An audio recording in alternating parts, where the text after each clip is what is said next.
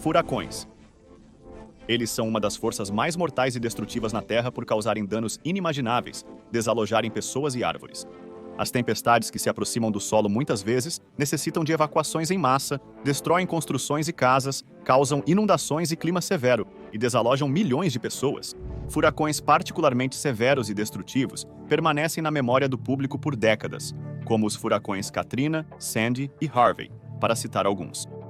Os furacões se originam na Bacia do Atlântico, que consiste no Oceano Atlântico, no Mar do Caribe e no Golfo do México, bem como no leste do Oceano Pacífico Norte. Eles também podem se formar no centro do Oceano Pacífico Norte, mas é menos comum. Embora os furacões sejam tempestades ferozes e intensas, que parecem que poderiam surgir em qualquer lugar e causar estragos em todos os trópicos de uma só vez, por algum motivo estranho, furacões quase nunca se formam no Equador. Na verdade, é extremamente raro eles se formarem em qualquer lugar a poucos graus do Equador, sendo que um grau de latitude cobre cerca de 111 quilômetros. E não apenas as tempestades tropicais raramente se formam no Equador, mas os furacões também quase nunca o cruzam. Então, por que não há furacões no Equador? O que faz da área ao redor da latitude zero grau um dos lugares mais seguros na Terra contra essas tempestades tropicais superviolentas? Como é possível que furacões não se formem ou cruzem consistentemente essa região? Vamos explorar esse fenômeno absolutamente estranho. Furacões violentos e destrutivos atingem frequentemente os Estados Unidos da América e o Caribe. Apenas nos últimos 30 anos, essas tempestades causaram bilhões de dólares em danos, desalojamento de milhões de pessoas e inúmeras vítimas. Também às vezes chamados de tufões ou ciclones, os furacões na verdade se enquadram no nome científico ciclones tropicais. Disse que o furacão recebeu seu nome da palavra taíno, hurrican, que era o deus do mal dos Caraíbas. Os taínos eram os povos indígenas do Caribe e da Flórida, que são áreas historicamente atingidas por muitas tempestades tropicais. O deus Caraíba foi derivado do deus maia do vento, tempestade e fogo chamado hurrican.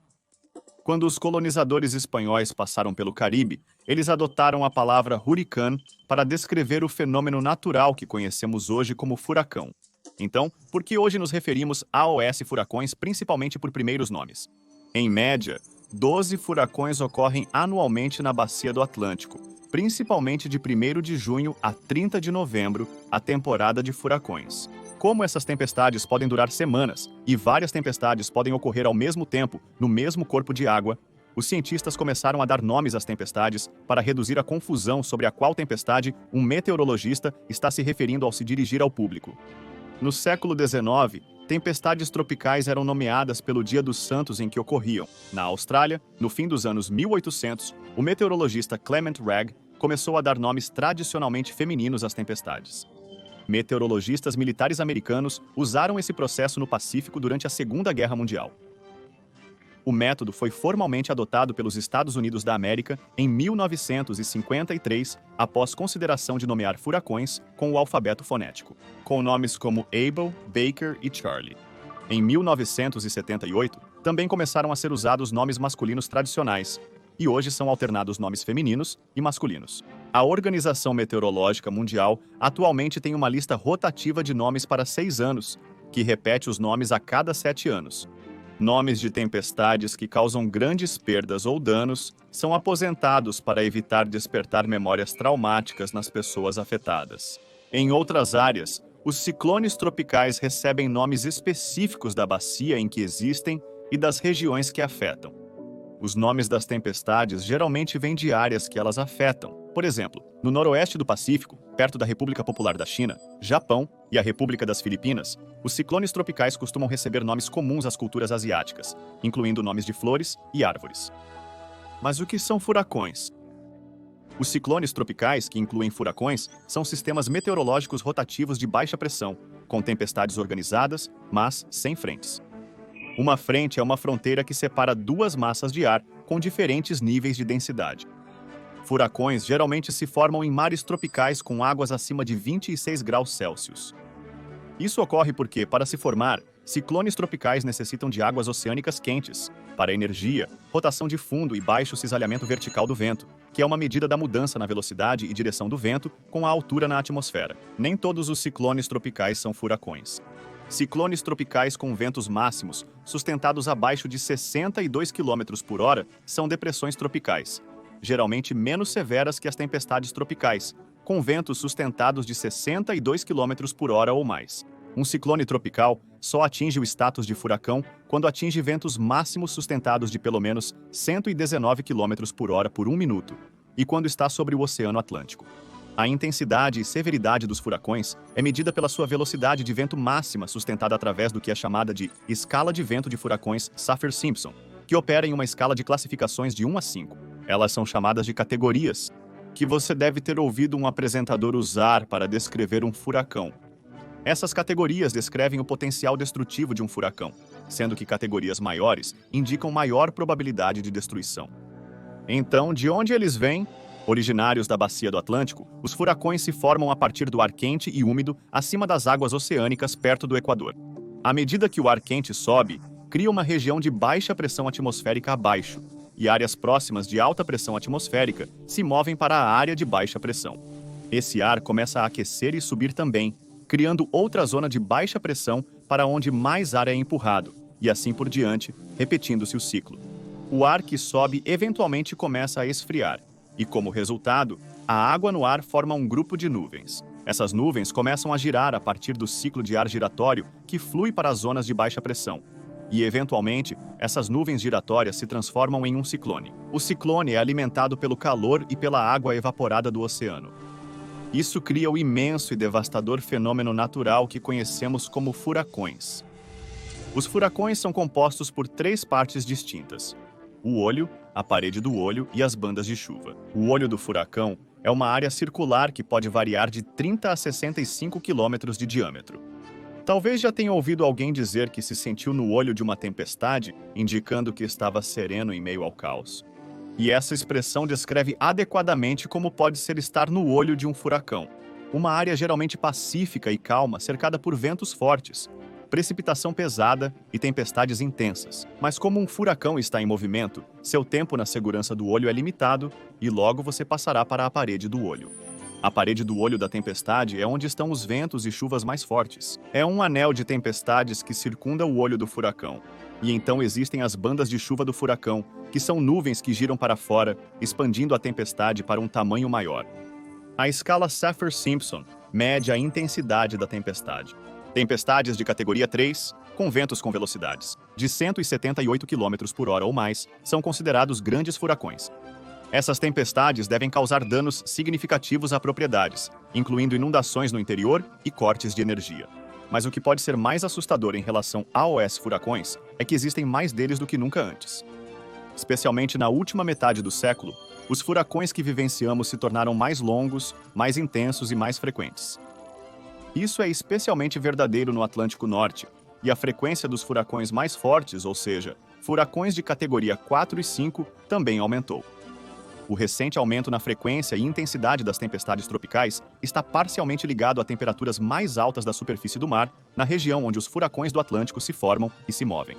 Estudos preveem que essas tendências persistirão com o aquecimento climático, intensificando furacões e chuvas. Os furacões há muito são uma das forças mais mortais da natureza, então o fato de estarem ficando mais poderosos é aterrorizante. Há mais de um século, já em 1893, o furacão Chenier Caminata foi um poderoso furacão de categoria 4 que atingiu a pequena ilha de Chenier Caminata, Louisiana, com ventos a velocidades superiores a 209 km por hora. Uma maré de tempestade de quase 6 metros dizimou a pequena comunidade de pescadores, deixando apenas algumas casas intactas e matando mais de 770 dos 1.471 membros da comunidade da cidade. Para referência, uma maré de tempestade é o aumento do nível do mar que é causado exclusivamente por uma tempestade. À medida que o furacão passou pelo delta do Mississippi até o sul do Mississippi e Alabama, estima-se que 2.000 pessoas foram mortas. Claramente, o furacão Chenier Caminata foi mortal, destrutivo e implacável.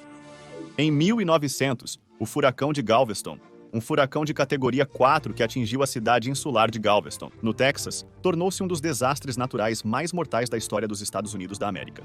As altas marés da tempestade de até 4,5 metros inundaram a ilha, grande parte da costa do Texas, e causaram cerca de 8.000 mortes.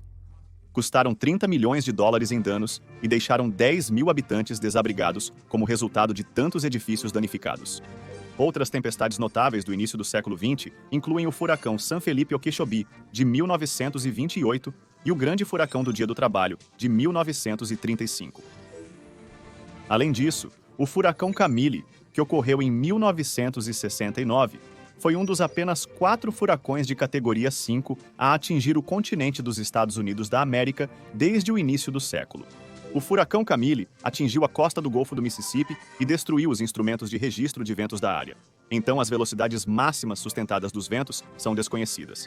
A tempestade trouxe uma maré de tempestade de mais de 7 metros, resultando em 256 mortes e custando mais de 1 bilhão e 400 milhões de dólares em danos.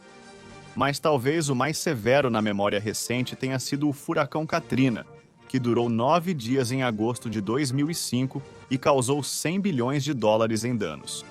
O furacão Katrina foi o furacão mais caro da história dos Estados Unidos da América e foi um dos 5 furacões mais mortais que o país já viu. O furacão se originou nas Bahamas, moveu-se para o oeste em direção à Flórida e atingiu o continente 2 dias após sua formação. Então, o furacão Katrina rasgou o Golfo do México, ficando maior e mais forte, antes de novamente atingir o continente no sudeste da Louisiana. O furacão Katrina foi registrado como um furacão de categoria 5 em seu pico no Golfo do México, mas foi rebaixado para a categoria 3 quando atingiu a Louisiana. A devastação causada pelo furacão foi incrível, com a morte de pelo menos 1.245 pessoas durante o furacão por causa das inundações que ele causou. Na região de Nova Orleans, 2/3 das inundações ocorreram devido ao rompimento de diques e muros de contenção, já que a maré de tempestade causou 52 rupturas no sistema de diques, resultando em inundações em massa. O furacão Katrina desalojou milhares de pessoas, forçando-as a buscar abrigo em locais precários, como o estádio Superdome. Em suma, o furacão Katrina causou uma estimativa de 4 vezes a quantidade de danos que o furacão Andrew causou. Em 1992, um dos furacões mais brutais, generalizados e recentes que impactou os Estados Unidos da América e o Caribe foi o furacão Sandy, em 2012. O furacão Sandy durou 12 dias no final de outubro e início de novembro de 2012. Somente nos Estados Unidos da América, o furacão teve um impacto abrangente, afetando toda a costa leste, da Flórida ao Maine, totalizando 24 estados.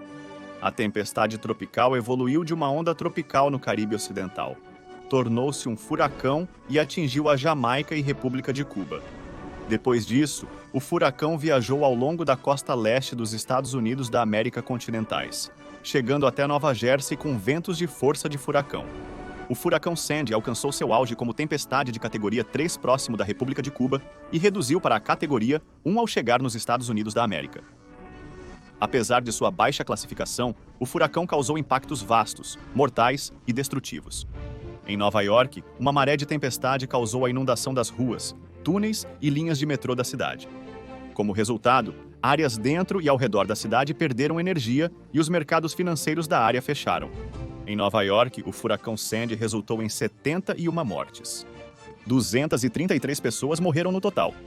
Durante aqueles 12 dias, grande parte do leste dos Estados Unidos da América ficou em estado de emergência, sendo que muitas pessoas viveram sem energia e eletricidade nas semanas seguintes. Os impactos do furacão se estenderam até o centro-oeste, alcançando Michigan e Wisconsin, que sofreram ventos de força de vendaval e ondas altas do Lago Michigan. Juntos, os danos intensos causados pelo furacão Sandy custaram 75 bilhões de dólares. Outros furacões notáveis nos últimos anos incluem o furacão Ike, em 2008, que atingiu a República de Cuba e os Estados Unidos da América e custou 37 bilhões e meio de dólares em danos. O furacão Wilma, de 2005, que entrou para a história como o ciclone tropical mais intenso já registrado na Bacia do Atlântico, no mesmo ano em que os furacões Katrina e Rita já haviam atingido. E o furacão Andrew, que quando atingiu as Bahamas, o sul da Flórida, o Golfo do México e a Louisiana, em 1992, foi o furacão mais destrutivo na história americana. Quando ajustado pela inflação, o furacão Andrew permanece como o terceiro furacão mais caro da história, tendo destruído 63 mil casas e danificado outras 101 mil, causando 500 milhões de dólares em danos a empresas de petróleo e catalisando pelo menos 28 tornados na costa do Golfo. No fim das contas, os furacões parecem estar ficando mais fortes. mais intensos e estão começando a causar cada vez mais danos. Furacões são tempestades implacáveis, imparáveis e impiedosas que causam estragos em toda a bacia do Atlântico. Pode-se presumir que quanto mais se aprofunda nos trópicos, mais provável é de se encontrar um ciclone. No entanto, o Equador pode ser um dos lugares mais seguros do mundo em termos de risco de furacão. Embora o Equador seja quente e tropical, raramente se formam furacões a menos de 300 quilômetros do Equador. Que história é essa? Por que não encontramos terremotos no Equador? Isso tem parcialmente a ver com o efeito Coriolis. Furacões ao sul do Equador giram no sentido horário e os ao norte no sentido anti-horário. Isso é causado pela rotação da Terra, que faz com que o ar seja puxado no sentido horário ou anti-horário nos hemisférios norte e sul, respectivamente. No Equador, mesmo quando o ar está calmo, a Terra e a atmosfera estão, na verdade, se movendo a mais de 1.600 km por hora, que segue a direção da rotação da Terra de oeste para leste. No Equador, a circunferência da Terra é maior. Então, algo no Equador tecnicamente se move mais rápido do que algo situado longe do Equador. Em outras palavras, qualquer coisa no Equador percorre uma distância maior no mesmo período de tempo, quando comparada com algo ao norte ou sul do Equador na superfície da Terra. Ao se mover do Equador para o norte ou sul, o ar também se desloca rápido para leste ou oeste, ao menos comparado ao seu novo ambiente. Isso indica que o ar fluindo do Equador para o norte se desvia para a direita, e o que viaja para o sul, para a esquerda. Isso é o que os cientistas chamam de efeito Coriolis, que é o que faz com que áreas de tempo tempestuoso essencialmente se transformem em um furacão. Mais especificamente, o efeito Coriolis é uma força que atua em nossa atmosfera como resultado da rotação mais rápida da Terra no Equador do que nos polos. Como resultado, as correntes de ar e as tempestades se curvam para a direita no hemisfério norte e para a esquerda no hemisfério sul. O grau em que as tempestades se curvam é impactado pela velocidade do ar e pelo tamanho do sistema de tempestades. A magnitude do efeito Coriolis é fraca perto do Equador e fica cada vez mais forte em torno dos polos da Terra. Os furacões se alimentam de seu ambiente para aumentar sua velocidade e energia, coletando a rotação de seu ambiente. Visto que os furacões necessitam de águas quentes, baixo cisalhamento do vento vertical e algum giro de fundo para se formar, não é possível que ocorram perto do Equador, onde o efeito Coriolis é fraco. Embora as águas sejam amenas e quentes e o cisalhamento seja baixo no Equador, o fraco efeito Coriolis significa que não há giro de fundo suficiente para fazer com que as tempestades se transformem em ciclones tropicais. Mas se os furacões não conseguem se formar no Equador, o que os impede de atravessá-lo depois de se formarem em outro lugar? O que leva a essa faixa de relativa segurança contra furacões ao redor do globo? O motivo pelo qual os furacões não cruzam o Equador tem a ver com o fato de que o giro dos furacões é anti-horário ao norte do Equador e horário ao sul. Por causa disso, a tempestade teria efetivamente que parar de girar, reverter a direção e recomeçar a girar na outra direção para continuar do outro lado do Equador. Conforme o furacão começasse a ingerir ar para girar na direção oposta, ele provavelmente se enfraqueceria e entraria em colapso. O efeito Coriolis faz tempestades se desviarem do Equador pela deriva beta. A força empurra as tempestades para o norte e oeste, no hemisfério norte, e para o sudeste e sul, no hemisfério sul. Como nos trópicos não há padrões climáticos de grande escala, como frentes frias, para neutralizar seu movimento, os ciclones tropicais nunca ultrapassam o Equador. Em teoria, um furacão poderia possivelmente cruzar o Equador se fosse a tempestade perfeita. De acordo com um professor de meteorologia da Universidade do Havaí, uma tempestade bem desenvolvida poderia potencialmente ser forte o suficiente para continuar seu ímpeto sobre o relativamente fraco efeito Coriolis e alcançar o Equador. Mas é altamente improvável e exigiria condições perfeitas para isso acontecer. Como resultado, um furacão cruzando o Equador é um fenômeno que nunca foi observado no mundo real. Embora furacões raramente se formem a cerca de 300 quilômetros do Equador, existem casos em que o improvável se torna realidade. Na verdade, em 2001, o tufão Vemi fez exatamente isso. O tufão foi visto girando cerca de 150 quilômetros ao norte do Equador. Mas os cientistas dizem que isso é uma exceção rara que acontece menos de uma vez por século. Os cientistas acreditam que a interação dos ventos com o terreno insular do arquipélago indonésio pode ter contribuído para uma rotação tão rápida que o ciclone tropical Vemi conseguiu se aproximar do Equador. Os cientistas sugerem que, mesmo que fosse possível para uma tempestade cruzar o Equador, ela não duraria muito. É concebível que uma tempestade possa cruzar o Equador por uma curta distância, já que ao redor dele há uma rotação opositora bastante pequena. No entanto, de acordo com pesquisadores, é improvável ou talvez até mesmo impossível para um ciclone tropical cruzar vários graus de latitude até o hemisfério oposto. Em última análise, a probabilidade de uma tempestade cruzar o Equador parece ser quase nula, considerando-se os fatores concorrentes associados ao efeito Coriolis. Contudo, com o agravamento das alterações climáticas e o aumento da frequência, severidade e imprevisibilidade das tempestades tropicais, parece cada vez mais provável o surgimento de uma tempestade perfeita. E se isso acontecer, pode ser uma das mais mortais de todos os tempos.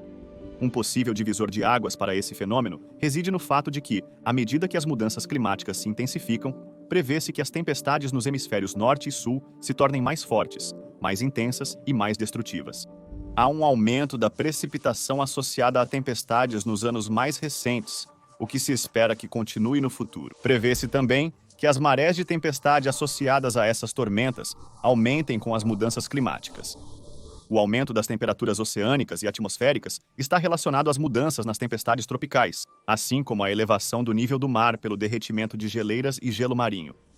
Cientistas afirmam que as alterações climáticas intensificam a força máxima dos furacões e as taxas de precipitação, dada a elevação das temperaturas oceânicas e atmosféricas, potencializando tempestades e chuvas.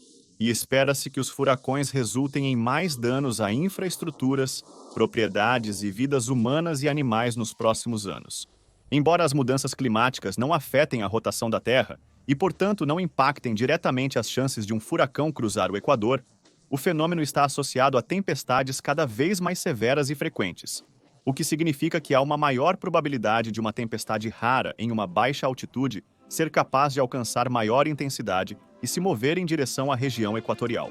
Em condições perfeitas, tal tempestade pode ser capaz de se manter melhor lá, já que as mudanças climáticas aumentam a força das tempestades. Mas o efeito Coriolis torna altamente improvável que furacões se formem perto ou cruzem o Equador, e como resultado, o Equador e seus arredores são praticamente uma zona livre de furacões. Áreas como Equador, Colômbia, Indonésia, norte do Brasil, Gabão, São Tomé e Príncipe, e partes da República do Quênia e República Federal da Somália podem ser algumas das áreas costeiras mais seguras dos impactos de furacões, todas situadas ao redor do Equador. Ao mesmo tempo, tempestades que seguem uma trajetória em direção ao Equador também provavelmente se enfraquecerão e colapsarão devido ao efeito Coriolis. Em certos cenários, a ausência de rotação e o curto período de desenvolvimento ao se aproximar do Equador podem ser catastróficos para essas tempestades tropicais. Em um mundo onde as tempestades tropicais, e especialmente os furacões, estão aumentando em intensidade, e às vezes em frequência, o efeito Coriolis é uma das poucas forças previsíveis que se contrapõem às tempestades esporádicas, violentas e implacáveis que tão frequentemente destroem infraestruturas e desalojam pessoas. Até o final deste século, os modelos de furacões prevêem que haverá, em média, uma ligeira diminuição na frequência total de ciclones tropicais. Mas os furacões mais fortes, de categorias 4 e 5, se tornarão mais comuns. Há alguma incerteza se isso realmente acontecerá, mas os cientistas acreditam que essa tendência representa o resultado mais provável. Ao mesmo tempo, os modelos preveem quase unanimemente que a precipitação de furacões aumentará à medida que as temperaturas médias da Terra aumentam. Tudo isso se deve à mudança climática, que é um dos fatores que mais impactará diretamente a criação, frequência e intensidade dos furacões. Com furacões severos cada vez mais poderosos e frequentes, a probabilidade de uma chamada tempestade perfeita aumenta. Embora extremamente improvável, furacões perto do Equador poderão aparecer num futuro próximo. Embora pareça improvável que algum venha a cruzá-lo, furacões destroem vidas, propriedades e infraestruturas, causando bilhões de dólares em danos e desalojando milhares de pessoas. Apesar de suas maneiras implacáveis e destrutivas, é bastante notável que as poderosas tempestades se tornam fracas e instáveis quando estão próximo do Equador da Terra. O efeito Coriolis, que impacta a rotação de tempestades tropicais e do planeta da mesma forma, é uma força a ser considerada, para dizer o mínimo.